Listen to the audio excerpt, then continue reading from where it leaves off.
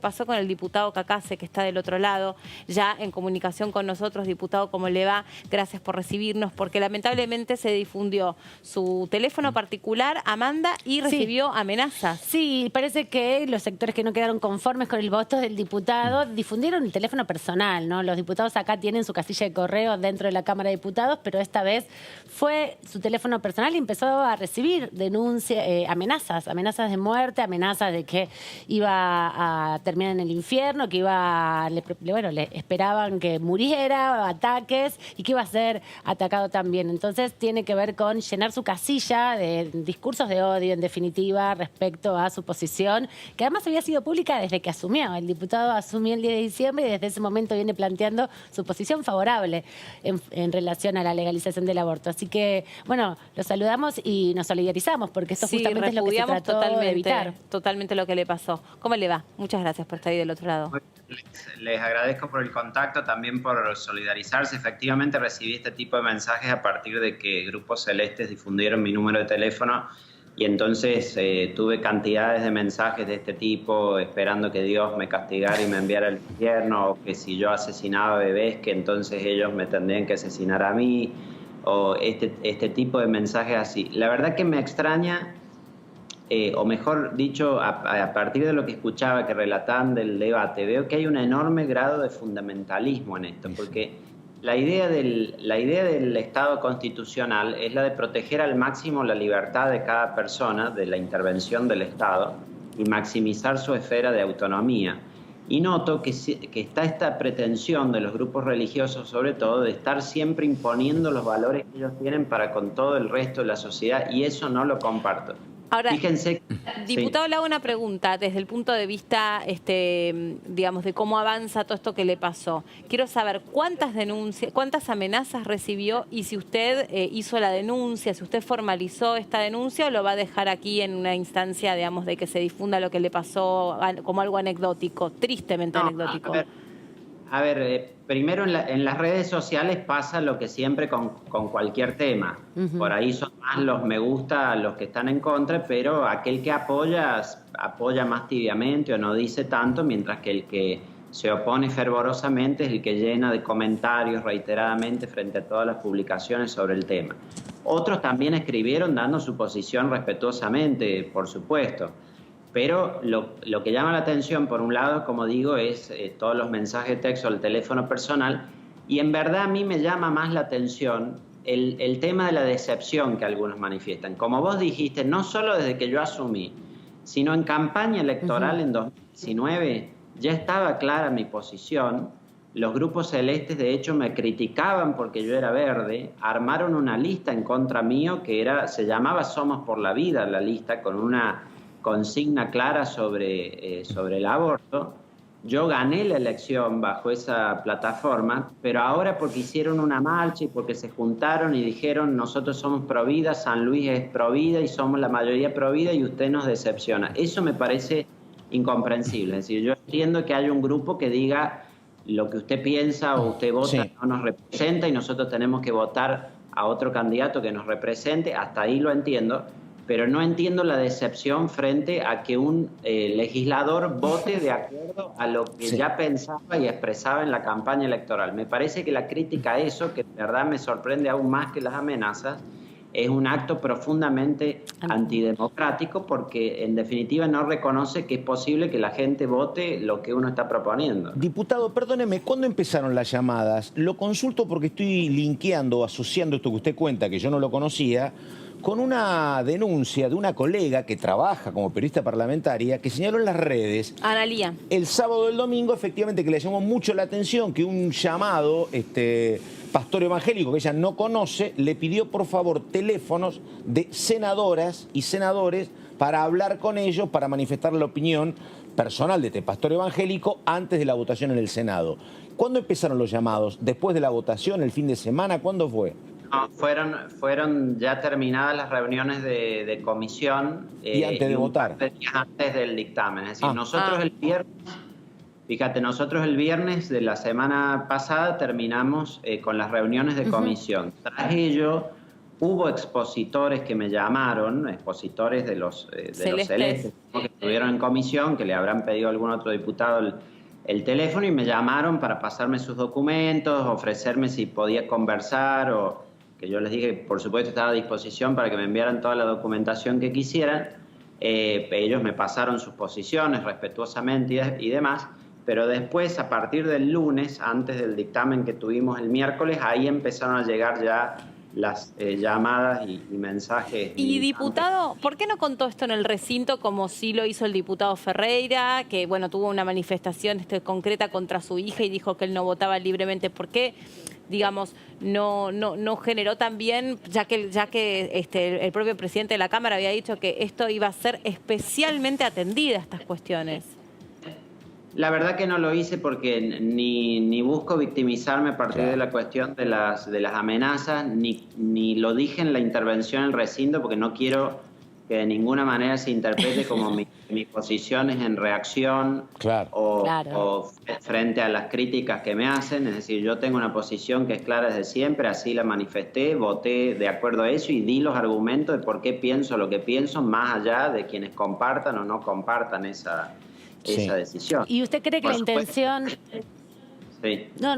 Digo, si usted cree que la intención de estas amenazas era condicionar su voto o era solamente una reacción de repudio en ese sentido, porque como usted bien dice, hizo campaña electoral planteando su posición favorable al proyecto, no había una duda.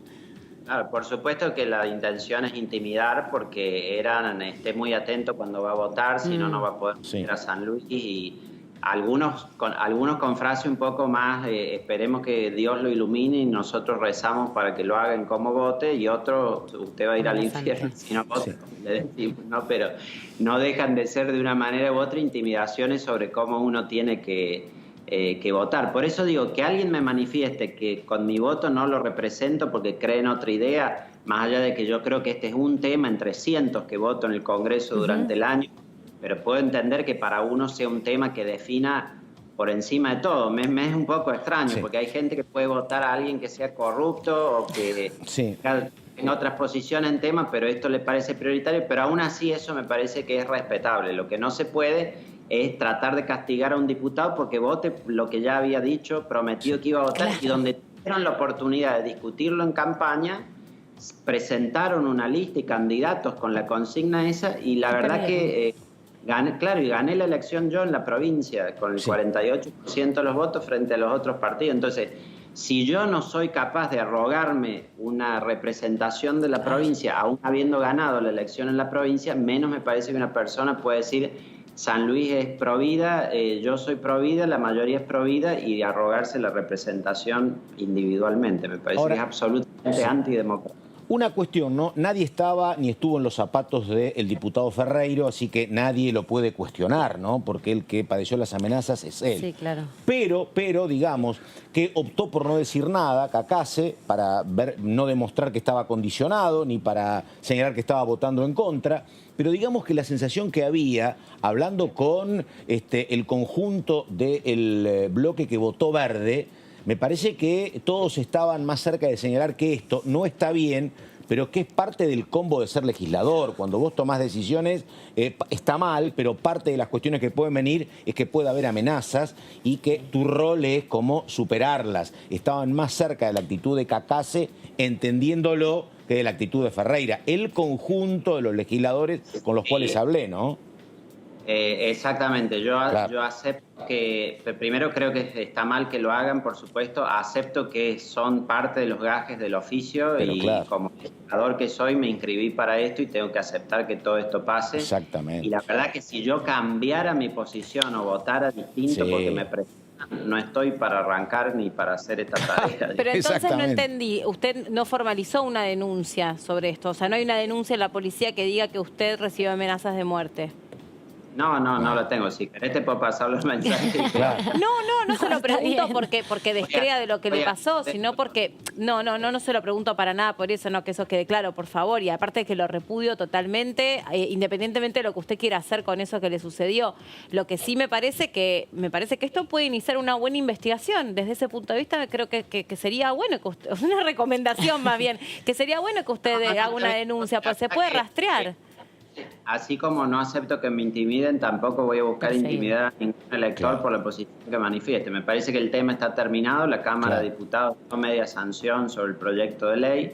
Creo que es un gran avance que se haga la legalización en nuestro país y ahora tocará al Senado revisarlo, donde seguro va a haber circunstancias similares. A ver, estamos hablando de... obviamente, como diputados, esta no es la primera vez que les pasa. Yo incluso me acuerdo cuando hablábamos sobre el etiquetado frontal, que decían también que grupos empresarios se habían dedicado especialmente en ponerse en contacto con aquellos cocineros o aquellos empresarios gastronómicos de mucho renombre que estaban militando a favor del etiquetado frontal para comentarles que, bueno, si ellos votaban en tal o cual sentido, les retirarían, me imagino que su mercadería, o les retirarían pauta en caso de que tuviesen algún programa en algún medio. Esto pasa, y creo que ustedes están sumamente entrenados, y lo mismo que los periodistas, tristemente, frente a este tipo de situaciones tan cobardes. Pero me parece que si la Cámara de Diputados, a cargo de Sergio Massa, dijo se va a investigar, no sé si no se puede hacer una investigación de oficio sobre todo. No, tiene que estar la denuncia, pero también es lo que dice el diputado. Pero tal vez la propia Cámara puede decir, bueno, a ver, usted cuenta un caso, Ferreiro cuenta otro. Sí, me parece que fue muy buena el ofrecimiento que hizo la Cámara. Creo que me parece que hay algunos casos aún peores que estos, los míos. Lo pueden ver con la diputada Latorre en San Rafael. Las cosas que ha recibido también son espantosas. Carolina Galiar también.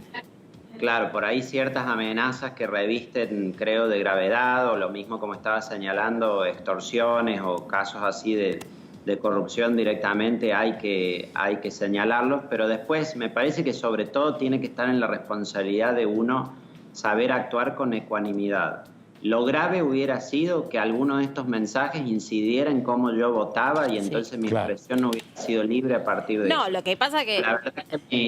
La verdad que mi expresión el otro día fue absolutamente libre y surgió de mi convicción, no por la presión de nadie, y de esa manera conformé parte de los 131 que votaron en favor, y al final del día me parece que eso es lo más importante de todo. Sí, sin dudas. Lo que pasa es que también en este sentido no hay que recaer sobre la actitud que tiene el amenazado, porque el amenazado puede sentirse, digamos, tranquilo respecto del voto que va a emitir y respecto de la situación, y que quede en algo que, la verdad, uno apaga el teléfono o bloquea ese contacto que lo amenaza y se terminó, pero también uno puede sentirse amedrentado, presionado, con miedo. Es como... puede suceder también, y estaría muy mal que, o sea, está muy mal todo, independientemente de la conducta que usted por suerte no la vio afectada en función de lo que le pasó. A eso voy. Sí, absolutamente te entiendo y comparto lo que decís. Yo la verdad me siento absolutamente bien, seguro de lo que hice, satisfecho por el desempeño que tuve, y voy a volver a San Luis con la cabeza en alto también para seguir trabajando. Muy bien. Diputado, perdón, usted habló en algún momento de que obviamente no está de acuerdo con ciertas posiciones que reivindican lo religioso por sobre todo. Usted es un hombre muy dialoguista, no creo que tenga nunca problemas en lo personal, pero digo, había posiciones, no sé si muy dogmáticas, pero sí por lo menos dogmáticas y basadas en la religión, como por ejemplo un diputado Slar, que es el diputado neuquino, o la diputada Resinovsky. Digo, en el bloque, en Juntos por el Cambio, ¿esto se salda hablando o cree que si hay un proyecto parecido a la cuestión puede tener otra vez mucha tensión entre miradas muy religiosas y miradas más laicas, como básicamente su partido, ¿no? La Unión Cívica Radical, históricamente? Bueno, la verdad que, siendo honesto, hubo profundas diferencias hacia dentro del interbloque. Fíjate que si ves el registro de los votos, en el caso de la Unión Cívica Radical, el 63% de los diputados estuvimos en favor de la ley, mientras que en el PRO lo estuvieron 20%. Sobre el 20%, y en la coalición cívica el 30%. Entonces, esto te habla de distintas posiciones ideológicas hacia dentro del interbloque, que claramente compartimos otros valores vinculados a la construcción de la República, la independencia de poderes, la transparencia y demás, pero este tema no fue uno. Yo lo que decía al comienzo es que estoy convencido de que debe haber una estrictísima separación entre la Iglesia y el Estado, primero. Segundo, que nuestro Estado constitucional implica proteger la esfera de autonomía de las personas para maximizar sus libertades, y en eso... creo que el Estado no está en su rol imponer valores morales, es decir, no se pueden tomar los valores morales de un grupo e imponerlos sobre el resto de la sociedad, porque eso es contrario al valor del pluralismo dentro de nuestra democracia. No creo en eso, milito en política en contra de eso y a favor de las libertades individuales, y la verdad que eso sí tuvo una gran porción de mi voto, digamos, en la fundamentación. Lo dije al final, después de que repasé las cuestiones jurídicas y los tratados internacionales de derechos humanos y de que repasé las realidades y estadísticas sobre el tema de mortalidad materna en el mundo, lo siguiente que dije es: tenemos que terminar con el Estado paternalista que le dice a las personas lo que tienen que hacer, y en este caso le quiere decir a cada mujer lo que tiene que hacer. Diputado, lo cambio de tema porque usted forma parte de la comisión justamente que tiene que analizar la reforma de la jubilación, ¿no? Del haber jubilatorio. Se le dio, mientras estaba discutiendo en diputados, media sanción en la Cámara de Senadores. ¿Cuándo espera que el debate finalmente llegue aquí a la Cámara? Usted participó también de la comisión bicameral, que fueron 17 reuniones, conoce más en detalle el dictamen final, siguió muy de cerca. ¿Cómo imagina el debate? ¿Cuándo podría ser? Y bueno, si nos recuerda un poco también la posición que usted defiende como representante de Juntos por el Cambio. Sí, cómo no. Justamente esta mañana hicimos una reunión de todos los miembros de Juntos por el Cambio, las comisiones de Previsión y Seguridad Social y de Presupuesto y Hacienda. Fuimos cerca de 50 diputados con asesores hablando de este tema, en función de que el jueves se dio la media sanción en el Senado. Hablé con nuestro presidente bloque, Naidenov, también en el Senado al respecto. No podemos obviar la circunstancia de que el oficialismo puso este debate justo el mismo día que se estaba tratando lo del aborto en diputados, con lo cual quedó absolutamente opacado el ajuste que se estaba haciendo sobre los jubilados. Y lo señalo esto porque hay muchas versiones dichas por los propios diputados del oficialismo de que quieren nuevamente cruzar estos debates el día 29 de diciembre, cuando el Senado trate aborto y nosotros tratar la reforma jubilatoria. Obviamente que eso respondería a una táctica del oficialismo para tapar el debate, pero creo que sería muy negativo, porque buscaría restarle importancia a una ley que, como sabemos, la última vez que se reformó fue sumamente conflictivo y que ahora es algo que afecta a 20 millones de personas. Entonces, si se tratara el mismo día que aborto en el Senado, claramente con una intención de que los 20 millones de personas que son beneficiarios de asignaciones por parte del Estado con movilidad, para que no se den cuenta de lo que está pasando, los 8,5 millones de jubilados y los 10 millones de perceptores de la asignación universal por hijo. Nosotros básicamente no coincidimos con lo que se ha hecho de sacar la inflación de la fórmula. Vemos cómo el relevamiento de expectativas de mercado para el 2020 el 2021 que hace el Banco Central ya estima en un 50% la inflación. Si eso ocurriera, las jubilaciones con la fórmula que está proponiendo el gobierno caerían en 20 puntos en términos reales en un solo año. Y entonces eso es lo que queremos evitar que pase. Como en todo, nuestra posición está claro en esto, la del oficialismo también, pero la decisión va a estar en manos de los bloques minoritarios de la Cámara, que pueden torcer posiciones. Bueno. Diputado, una cuestión que la verdad uno lo escucha a usted y uno puede compartir esa crítica, ¿no? Porque bueno, el gobierno espera que la inflación sea menos del 50%, pero si es ese porcentaje, obviamente el ingreso quedaría como muy deteriorado. El argumento del gobierno es: mira, nosotros apostamos a que la economía crezca y que si la economía crece vamos a estar por encima incluso de la inflación. Pero bueno, lo que me parece es que tanto, creo que acá deberían sincerarse radicales y peronistas, porque tanto en la gestión anterior como principalmente en esta, lo que te dice el fondo es: mira, tenés que reducir gastos, y la principal cuestión, la más seria en materia de gasto del Estado, tiene que ver con el sistema previsional. Y me parece que esos cuestionamientos fueron tanto para Cambiemos o Juntos por el Cambio como para el Frente de Todos. No hay diferencia, ¿no? ¿O cree que sí que hay diferencias usted? No, a ver, creo que lo que está proponiendo el gobierno claramente es para reducir el gasto. Lo anunció la noche anterior a la visita del Fondo Monetario Internacional por un comunicado del Ministerio de Economía, lo cual dejó en claro cuáles eran las motivaciones y quiénes eran los que estaban decidiendo. Me parece sí que lo que marcás, tiene que haber un debate muy profundo sobre el financiamiento que tengan las jubilaciones. Yo soy de la idea de que hay muchos otros lugares donde recortar gasto público sin necesidad de tocar las jubilaciones. Argentina es el país en la región que más gasto ineficiente tiene, 7 puntos del PBI, según informa el propio Banco Interamericano de Desarrollo. Si nosotros elimináramos el gasto ineficiente del Estado, eliminaríamos por completo el déficit fiscal. Dígame Entonces, dos rubros, por ejemplo. ¿Cuáles pueden ser uno o dos rubros de gasto innecesario? Los recortes. Los subsidios a Sí. quienes no lo necesitan claramente son uno. Después nosotros gastamos 12 puntos del PBI en empleo público, que es el más alto también de toda la región. Nosotros subsidiamos servicios a quienes no necesitan subsidio y subsidiamos servicios que utilizan principalmente los sectores de mayor ingreso dentro de la población. Eso hay que cambiarlo. Y me parece que se puede hacer todo eso sin necesidad de tocarle el bolsillo a los jubilados. Sin duda que creo que es algo que hay que debatir con mucha sinceridad o franqueza, como decís, lo cual el gobierno claramente no está haciendo, y lo que espera sobre todo es que la inflación esa del año que viene licúe la jubilación. Hay otras formas, además de asegurar la sustentabilidad del sistema fiscalmente, sin tener que someter a los jubilados a tanta volatilidad, y esto es lo que nosotros queremos discutir.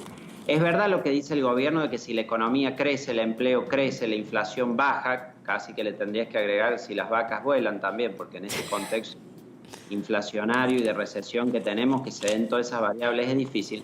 Pero es cierto que si todo eso se da, la fórmula daría bien. Por eso también lo que nosotros le planteamos a la directora ejecutiva de ANSES es que si están tan seguros de que las variables van a ir bien, que dejen la fórmula actual o la inflación como piso, y si esas mejoras se dan, que se den, y enhorabuena. Pero el problema es que si no tiene un piso de inflación, una garantía de inflación, no hay piso para la caída que tienen las jubilaciones. Bueno, recién, esto para terminar, usted hablaba de se están dando subsidios a personas que no lo necesitan, y al mismo tiempo se está impulsando una ley para subsidiar a las mujeres que quieren y que necesitan del Estado para continuar con su maternidad, y esto también había abierto un debate ahí sobre, bueno, ¿y esto qué va a generar? Y es la manera, desde el punto de vista de la contención que un Estado debe darle a una madre que quiere seguir adelante con su embarazo y no tiene los recursos de ayudarla. ¿Qué significa? Lo que yo quiero saber, y que no lo encontré, de ¿cuánto dinero estamos hablando cuando hablamos del plan de los 1000 días? 5.000 millones de pesos se agrega de gasto por lo que estableció la ley de los 1000 días. A mí me parece impecable que se invierta más en la primera infancia y la protección del embarazo. Sí. La única crítica que hago, que no tiene que ver con la materia, sino con el procedimiento, es que siempre disponemos de nuevos gastos sin asignar los recursos de dónde los vamos a sacar. Y sí. Lo dije con el presupuesto, que era más grave. Sí. El presupuesto en la Cámara de Diputados se le agregaron 285.000 millones de pesos en obras, sin ninguna atribución de recursos para financiarlo. Entonces después hay que inventar a ver de dónde se sacan los recursos. Obviamente se creó después un nuevo impuesto, que fue el de la riqueza, que es prácticamente con esa recaudación, como máximo 300.000 millones de pesos. Bueno, pero que la riqueza va a la pandemia, supuestamente. Bueno. Una parte, sí. Sí, el problema con esta mecánica que tenemos es que constantemente estamos sancionando leyes que generan gastos, pero sin prever los recursos. Eso obviamente lleva a un desorden fiscal sin solución. Sí. Bueno, diputado, gracias por este contacto con nosotros. De nuevo nos solidarizamos desde aquí, desde todos los que formamos parte de este canal y que lo hemos conocido a través de este trabajo periodístico, de entrevistarlo. La verdad que nadie se merece lo que usted vivió, independiente de cómo piense, independientemente de que por suerte pudo seguir adelante con su voluntad, pero nadie se merece ser amenazado y mucho menos ser hostigado, porque eso también constituye un hostigamiento, esta cosa de que sistemáticamente recibió mensajes sin parar para intentar amedrentarlo. Le mandamos un saludo y